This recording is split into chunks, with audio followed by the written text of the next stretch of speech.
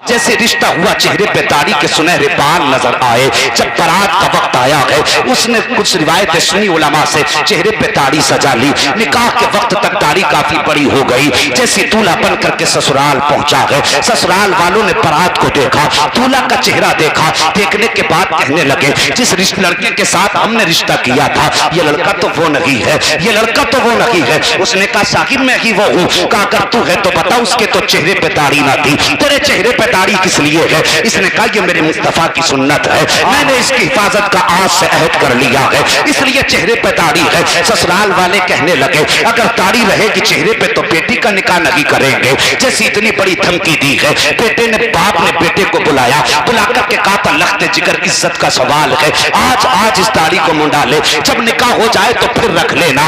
बच्चे ने कहा था बाबा कैसी बात कर रहे हो, तुम ही तो कह रहे थे मैं हज पे गया था, तुम्हें गुंबद खजरा को देख करके तड़प के गिर गया था। बच्चे ने कहा था बाबा पता तो सही वो तेरा इश्क कैसा था जो गुंबद खजरा पे तड़प के गिरा था, आज कौन सा इश्क है तेरा जो दाढ़ी मुंडाने की बात कर रहा है। बच्चे से इतना सुना, बाप कहता है बेटे आज मैं तेरे कदमों पर पगड़ी रखने के लिए तैयार हूँ, आज मेरी इज्जत बचा ले, मेरी इज्जत बचा ले दाढ़ी मुंडा के।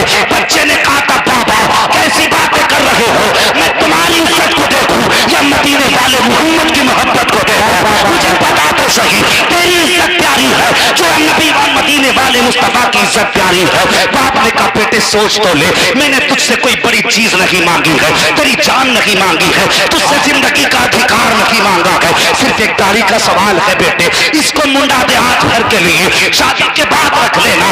बच्चा कहता बाबा मुझे थोड़ा सा मौका दो।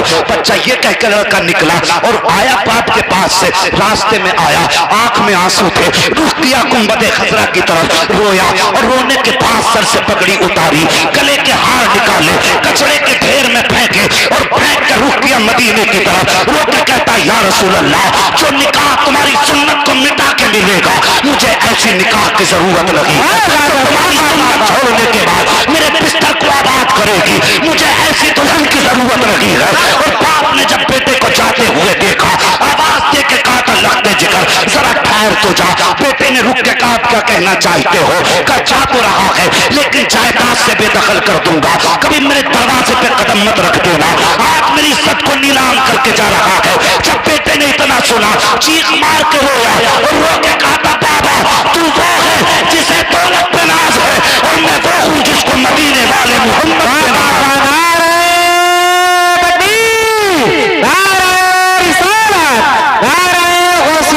मसलके आला हजरत फैज़ाने आला हजरत मुफ्ती हम्मद रज़ा साहिब क़िबला मुरादाबादी जिंदाबाद जिंदाबाद, सुभान अल्लाह माशाअल्लाह माशाअल्लाह, जिंदाबाद जिंदाबाद। सोच जवान इश्क किसे कहते हैं और पता लगा प्यार किसे कहते हैं।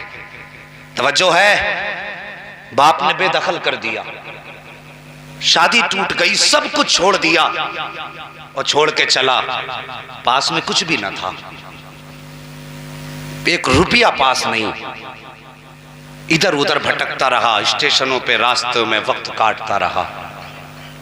महीने गुजर गए भटकते भटकते, बदन पे जो कपड़े थे कई जगह से फट गए, गैरतदार था, किसी के आगे हाथ ना फैलाया। सर्दी आई तो रोडों पे जिंदगी गुजारता रहा। जब सर्दी हद से ज्यादा बढ़ी, कोई कंबल भी ना था, गर्म कपड़े भी ना थे, महीने हो गए थे भागे हुए, एक ही जोड़ी कपड़े उसी को धो के पहनता था, वो भी फट गए। जब बर्दाश्त से बाहर हुई सर्दी तो पास भी एक मस्जिद में चला गया। जब एक मस्जिद में गया, पास की सर्दी तेज थी, मस्जिद की सफ में लिपटा और एक कोने में बैठ गया। ये तो बिस्तर एक सफ में लिपटा, उधर मस्जिद के पड़ोस में एक बड़े अमीर का घर था, एक दौलत वाले का घर था, मगर था मुसलमान। ये तो मस्जिद के कोने में सफ में लिपट के बैठा, उधर अमीर बिस्तर पे सोया, ख्वाब में मुस्तफा तशरीफ ले आए। सुभान अल्लाह सुभान अल्लाह। अगर अब भी नहीं बोलोगे तो फिर कब बोलोगे? हुजूर ख्वाब में तशरीफ लाए, फरमाया सो रहा है, हुजूर हुक्म फरमाए, कहा जा मस्जिद में मेरा बेटा बैठा हुआ है। वाह अल्लाहू अकबर, मस्जिद में मेरा बेटा बैठा हुआ है, जा उसके पास जा और जाने के बाद उसे अपने घर ला। उसने कई दिन से पेट भर के खाना नहीं खाया, उसके बदन पे जो कपड़े कई जगह से फट गए, अल्लाह جب اتنی بات اس نے سنی بستر سے اٹھا، سب کچھ چھوڑا، ننگے پیر دوڑا مسجد کی طرف۔ خواب میں حضور جو تشریف لائے تھے، اور جوانوں ان کے نام پہ ذرا کچھ سودے کر کے تو دیکھو، اور پھر دیکھو وہ یاری کتنی اچھی نبھاتے ہیں، پھر ان کی یاری کے مزے دیکھنا، لیکن ذرا ان کے نام پہ کچھ لٹا کے تو دیکھو، کچھ سودے کر کے تو دیکھو۔ کہا جا۔ خواب میں مصطفیٰ آئے، اٹھا، دوڑا مسجد کی طرف، گیا، چاروں طرف دیکھا، کچھ نظر نہیں آیا۔ جب کچھ نظر نہیں آیا، چاروں طرف دیکھا، ادھر ادھر دیکھا، پھر گیا، دیکھا مسجد کی کونے میں ایک صف کھڑی ہے۔ اس کے دل میں خیال آیا، نبی تو غلط پتہ بتا نہیں سکتے، لیکن یہاں تو کوئی نظر نہیں آ رہا ہے۔ جانے کے بعد اس نے مسجد کی صف کو پکڑا، پکڑ کے جب اس کو ہلایا، اس کے اندر سے جوان نکلا۔ جیسی جوان نکلا، اس نے جوان کا ہاتھ پکڑا، پکڑنے کے بعد اپنے گھر لایا، لانے کے بعد اس سے غسل کرایا، اچھے کپڑے پہنائے، دسترخوان بچھایا، کھانا کھلایا، اور اس کے بعد وہ امیر، وہ دولت والا اس کے جوان کے قدموں میں بیٹھ گیا، اور بیٹھ کے کہنے لگا، جوان کوئی تکلیف ہو تو معاف کر دینا، جتنی مجھ سے ہو سکی میں نے تیری خدمت کی ہے۔